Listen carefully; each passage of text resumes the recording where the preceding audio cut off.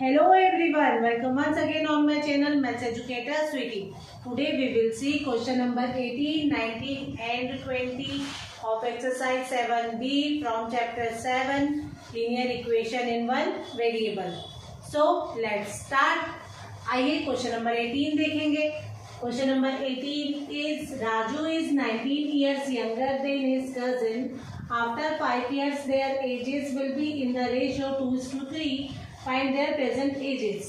हमसे कहा गया है राजू जो है वो अपने कजिन से 19 ईयर्स छोटा है.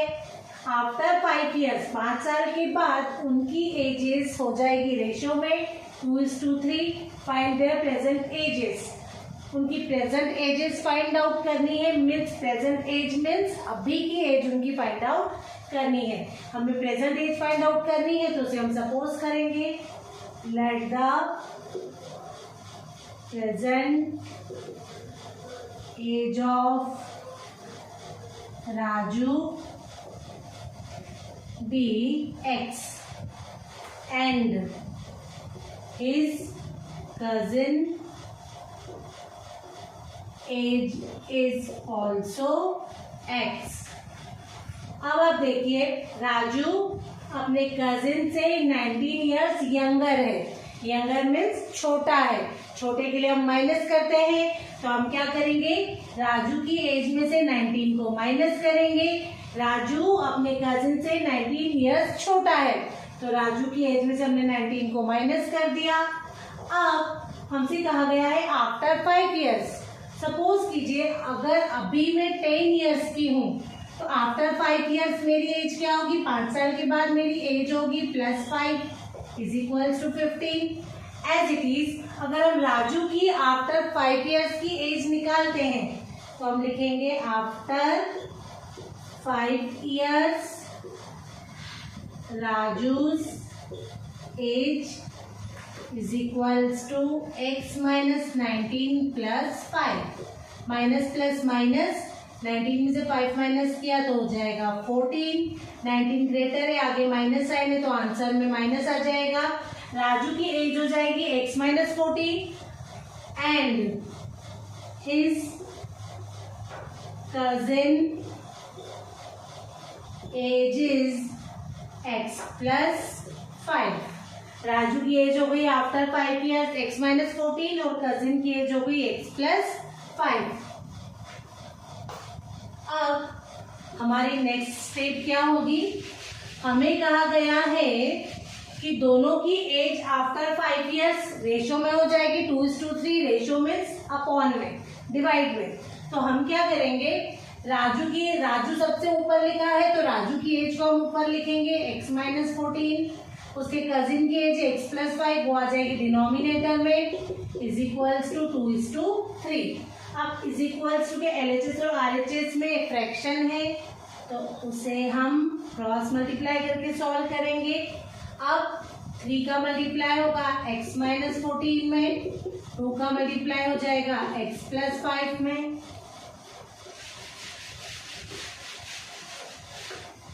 3 इंटू एक्स हो जाएगा 3x. 3 इंटू 14 हो जाएगा 42. ब्रैकेट में x प्लस 5 है ब्रैकेट के बाहर 2 है मीन्स मल्टीप्लाई का साइन है. 2 का अंदर मल्टीप्लाई होगा दोनों टर्म्स के साथ 2 इंटू एक्स हो गया 2x plus as it is 2 का मल्टीप्लाई 5 के साथ होगा 2 5 10 प्लस का 2x. RHS से LHS में आके माइनस का हो जाएगा माइनस का 42. LHS से RHS में जाके प्लस का हो जाएगा 3x माइनस 2x हो गया x. 10 प्लस 42 हो गया 52.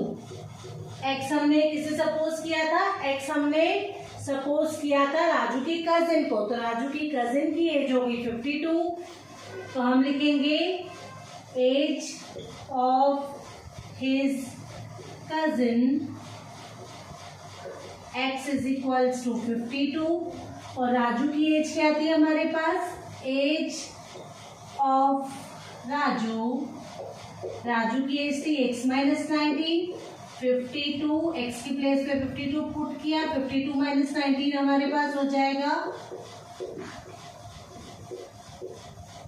33. राजू की एज आ गई 33 और राजू की कजिन की एज हो गई 52। आइए क्वेश्चन नंबर 19 देखेंगे। Question number 19 is a father is 30 years older than his son। एक फादर अपने बेटे से 30 years ओल्डर है, ओल्डर मीन्स बड़ा है। In 12 years in means 12 years के बाद। The man will be 3 times as old as his son. जो फादर है वो अपने बेटे का 3 times हो जाएगा after 12 years। Find there present ages. उनकी हमें अभी की एजेस फाइंड आउट करनी है, तो हम लिखेंगे let the present age of father be x and present age of his son be x. अब फादर की प्रेजेंट एज हो गई x और बेटे की प्रेजेंट एज हो गई x। दोनों की एज अभी हमने सेम सपोज की है। अब हमसे कहा गया है फादर बेटे से 30 years बड़ा है, तो हम फादर की एज में 30 को प्लस कर देंगे। अब हमसे कहा गया इन 12 years। इन 12 years means after 12 years। 12 years के बाद सपोज कीजिए अभी मेरी एज 30 है, तो आफ्टर 12 years क्या होगा, मीन्स में प्लस 12 कर दूंगी तो आ जाएगा 42। वैसे ही हम लिखेंगे एज ऑफ फादर, यहाँ पर हम लिखेंगे after 12 years। After 12 years age of father हो जाएगा x plus 30 plus 12 means x plus 42 हो जाएगा। अब एज ऑफ हिज सन हो जाएगा x प्लस 12। अब हमसे कहा गया है फादर की एज बेटे की एज की 3 times हो जाएगी आफ्टर 12 years। देखिए हमारी नेक्स्ट स्टेप क्या होगी। हम लिखेंगे फादर की एज है x प्लस 42, बेटे की एज है x प्लस 12। अब हमसे कहा गया है कि जो फादर की एज है वो बेटे की एज की 3 times हो जाएगी। अब फादर तो ऑलरेडी बड़े हैं, बेटा छोटा है और हमने यहाँ पे इक्वल कंडीशन का यूज किया है, तो हम बेटे की एज के साथ 3 का मल्टीप्लाई करेंगे। हमें कहा गया था कि फादर की एज 3 times है, बट हमने 3 का मल्टीप्लाई बेटे के साथ किया क्योंकि हमने इक्वल कंडीशन का यूज किया है। फादर तो ऑलरेडी बड़े हैं, बेटे को फादर के इक्वल करने के लिए हमने 3 का मल्टीप्लाई बेटे की एज के साथ किया है। अब आप देखिए x plus 42 is equals to bracket में x प्लस 12 है, बाहर 3 मल्टीप्लाई में है, 3 का अंदर दोनों टर्म्स के साथ मल्टीप्लाई होगा। 3 इंटू एक्स हो गया 3x, 12 3 जा 36। अब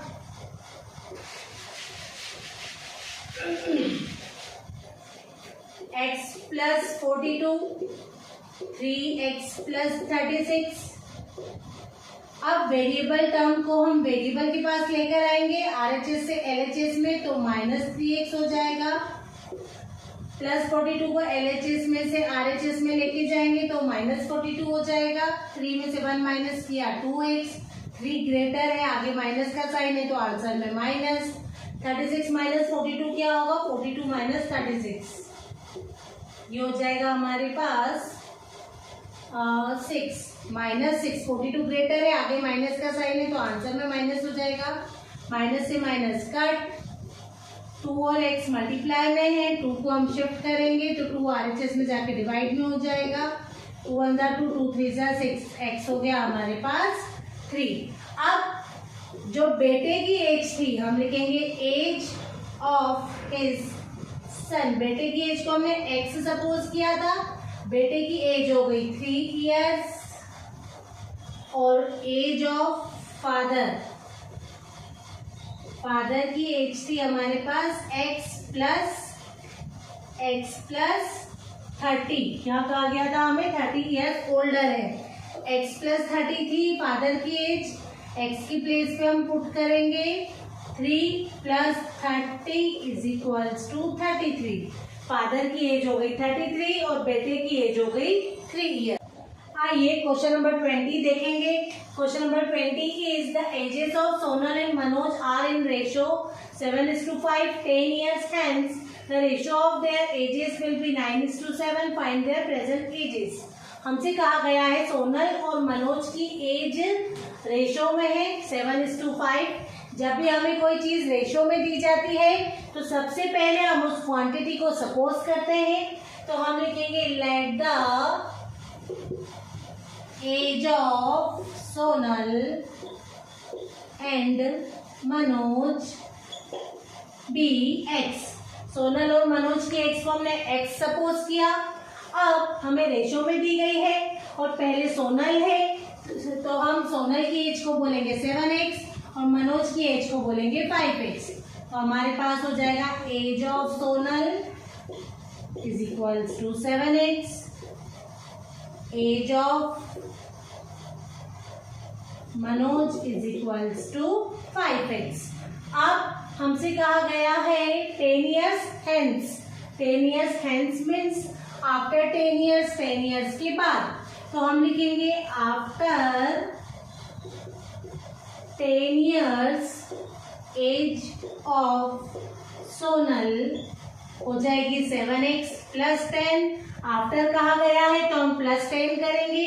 अगर बिफोर कहा जाता है या एगो कहा जाता तो हम माइनस करते।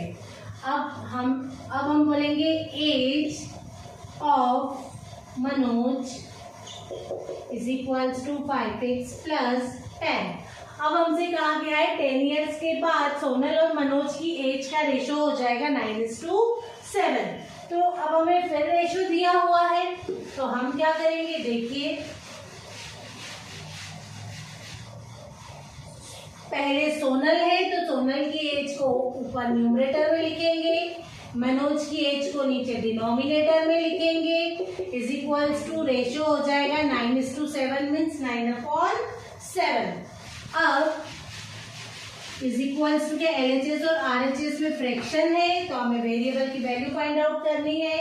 उसके लिए हम क्रॉस मल्टीप्लाई करेंगे। 7 का मल्टीप्लाई हो जाएगा 7x प्लस 10 के साथ, 9 का मल्टीप्लाई हो जाएगा 5x प्लस 10 के साथ। 7 into 7x हो जाएगा 7 7 जा 49x, 7 into 10 हो जाएगा 70, 9 5 जा 45x, 9 10 जा 90। अब वेरिएबल वाली टर्म को RHS से LHS में लाएंगे तो माइनस का हो जाएगा।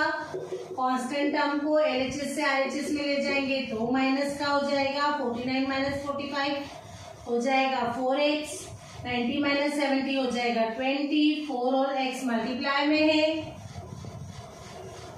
4 को हम शिफ्ट करेंगे RHS में तो डिवाइड में हो जाएगा 4 5 जा 20। x की वैल्यू आ गई 5। अब हमारे पास एज ऑफ सोनल की एज थी हमारे पास 7x तो x की प्लेस पे हम पुट करेंगे 5, 7 5 जा 35।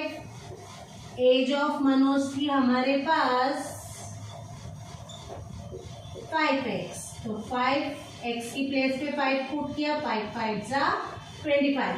सोनल की एज हो गई 35 years और मनोज की एज हो गई 25 years। इसी तरह हमारे चैनल पर बने रहिए। मेरे चैनल को लाइक शेयर एंड सब्सक्राइब करना मत भूलिए।